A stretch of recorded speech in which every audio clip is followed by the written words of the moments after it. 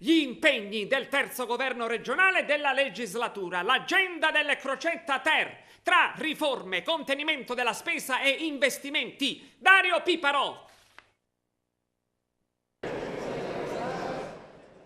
È il momento di programmare la terza fase. Crocetta raduna la sua giunta. Si parla di riforme da rendere operative entro la scadenza naturale della legislatura, che arriverà nel 2017. Anzitutto dovranno essere gettate le fondamenta economiche, con Baccei al lavoro su documento di programmazione economica e finanziaria. Poi si potrà parlare di nuova manovra finanziaria. Il nuovo governo è attivo da circa 2 settimane, ma il gruppo parlamentare di Forza Italia protesta per l'inattività rispetto a disegni di legge. Questa stasi, secondo il capogruppo Falcone, porta a uno stallo del Parlamento. C'è da dire che Falcone con ogni probabilità trascura la funzione legislativa dell'ARS, che ha la potestà di legiferare anche senza l'input governativo, ma il suo potrebbe essere assimilabile a un pungolo. Intanto sembrerebbe certa la richiesta dell'esercizio provvisorio, in pratica slitterà di qualche mese il bilancio preventivo, ma soprattutto il governo potrà gestire entrate e uscite in funzione del progetto, anche se ancora materialmente non approvato. Secondo Baccei comunque sarebbe per brevissimo tempo, ma in merito alle riforme, al governo Ter spetterà soprattutto ultimare quelle già avviate da Crocetta.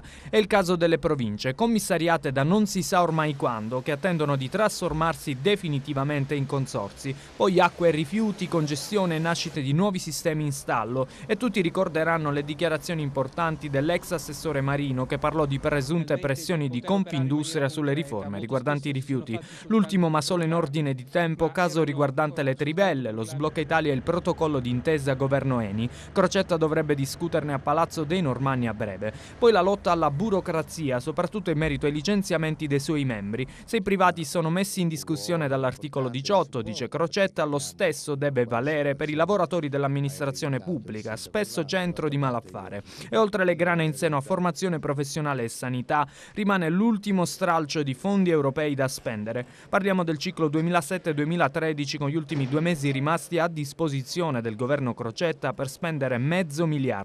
Se non ci si riuscirà, il denaro andrà perso e soprattutto potrà incidere sulla prossima programmazione. Insomma, il lavoro di certo non manca, tra macerie da ricostruire, castelli da smontare e programmazioni basilari.